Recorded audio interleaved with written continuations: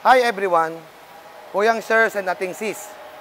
Kuyang Robert Saluta. Let's check the new project of Exo Armoring Company Inc., the Porsche Cayenne.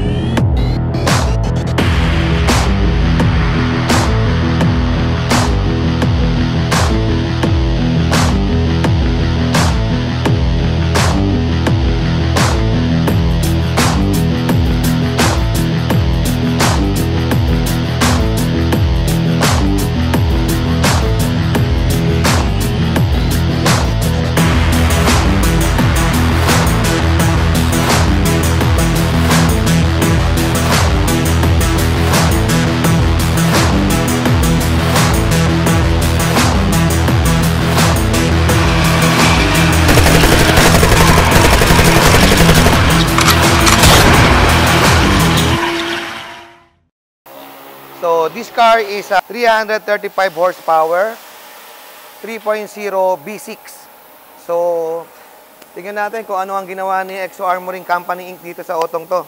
Ang kinabit nila dito is a handgun protection with assault rifle protection sa windshield and back glass.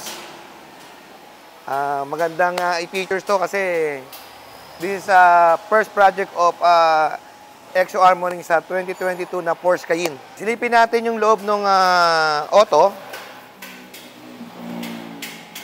If you can see, iba talaga ang dating ng Porsche. Sports car na sports car. Napakaganda. So kung makikita natin tong otong to, luxury car talaga siya. Pati yung ating mga stereo, yung mga ating mga touchscreen lahat. Nandito na sa sasakyan yung features Pati yung mga navigation, car, everything nandito. So, una tayo sa ginawa ni Exo Armoring Company Inc. What I've said before, itong ating windshield ay assault rifle protection. Kumbaga, yung iba ho handgun, ito pang rifle yung windshield natin. Yung mga glass natin sa kabila, sa sides, are all handgun. Baba natin yung bintana natin. So, mabilis pa rin. So, yan po. The thickness of our glass is 21 mm. Itong ating portion na to, we fabricate also. Kasi yung plastic hindi na uubra. Yung original niya. So, tayo na gumawa nito. Kung makita nyo, okay pa rin yung ating pagkaka-finish. And we have also the standard naman sa atin yung overlap armored sa mga pintuan. Ito kung makikita ho ninyo. And the bullet catcher.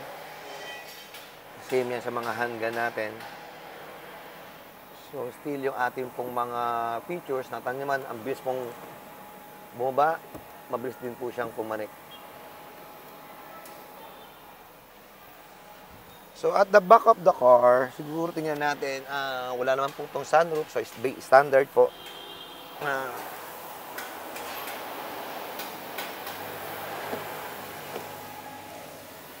Same fix na rin po ito. Hindi na po bumaba. Ang ating operable is the front power window, left and right. Yung ating body nga pala nito is aluminum body also. So, yung mga ibang otong mga high-end ngayon, ang body natin is mga aluminum na. Kaya medyo mahirap mag-install ng mga armored So, dito naman, at the back of the door, still functioning pa rin po yung ating pong hatch door. Ito, ginawa nating partition instead of putting the armored na sagad. Kasi wala naman talagang, this is a 5-seater car. So, wala naman tayong kailangang isakay na tao. So, gamit lang dito to lesser also the weight. Para yung power ng Porsche nandun pa rin.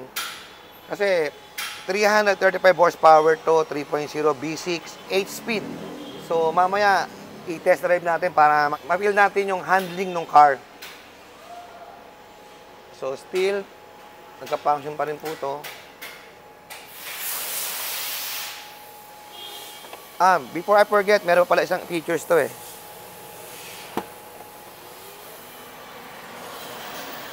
Itong otong to, yung ating suspension, nagpa-function yung pagbaba at pagpanik niyan.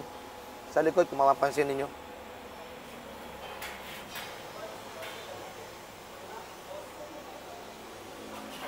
So,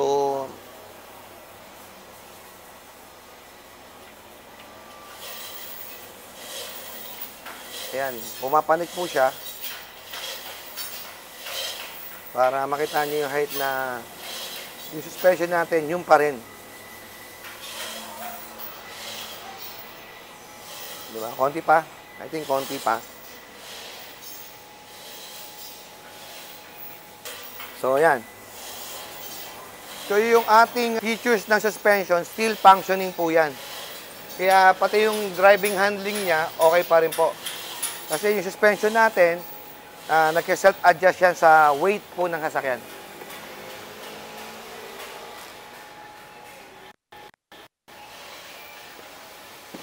So, punta tayo dito. Okay. Still yung ating power window. Yan. Mabilis bumaba. Mabilis pumanik.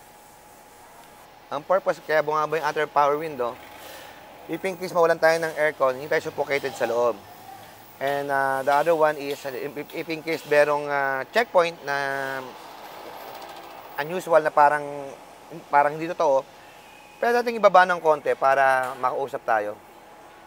Makausap natin sila na hindi tayo mabubuksan ng buo. Kasi once na we open the door, kaya na nilang hatakan yung sasakyan. Punta tayo sa engine part.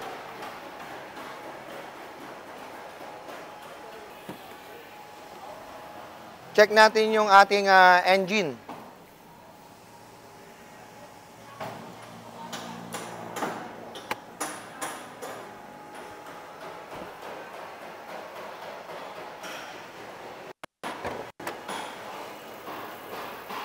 So, ito.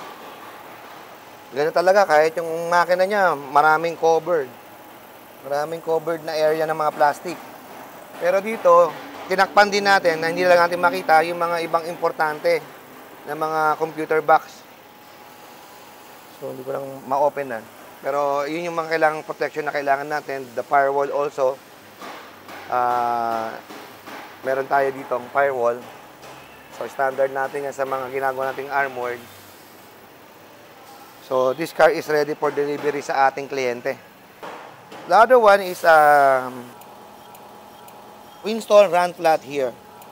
So, dito, we install secure band na para makatakbo tayo ng mga 15 kilometers. Depende sa road condition. So, mahaba na ho yun. Kung if in case meron pong mangyari na hindi maganda, makakatakbo pa tayo ng mga 15 kilometers. Depende sa road condition. At speed of kahit mga 60 kilometers per hour, kaya okay pa yun. Sige, subukan naman natin i-test drive yung Force Cayenne.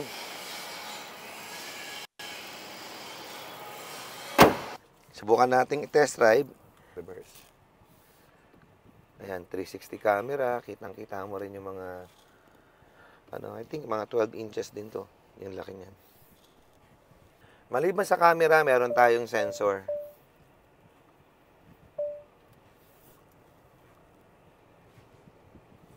So, ikot tayo para first time ko magdadrive din ng Porsche Cayenne. Na modelo.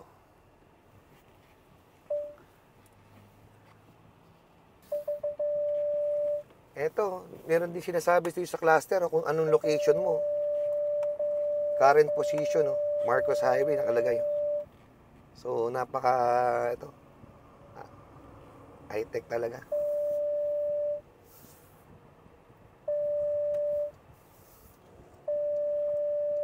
So, medyo matraffic lang. Hanap tayo na medyo maganda-gandang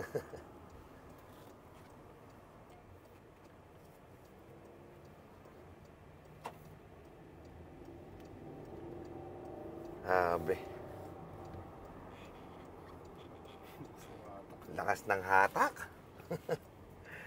Parang hindi naka-armored.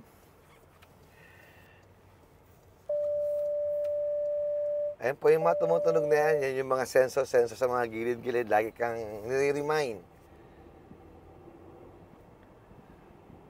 Ayan.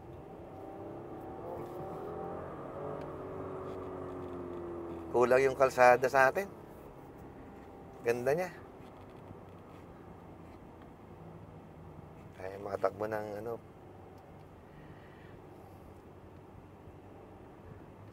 So, napakagandang sasakyan niya. Ito, try natin dito. Ang bilis na mag-ship. Parang 3,000 pala, nag-ship na yung sasakyan. Ganda nung handling niya. Ang bilis mag-ship. Hindi ko makita kung 2005 nag-ship na siya. Pero ang bilis na mag-ship. 8 speed eh. So, napakaganda niya.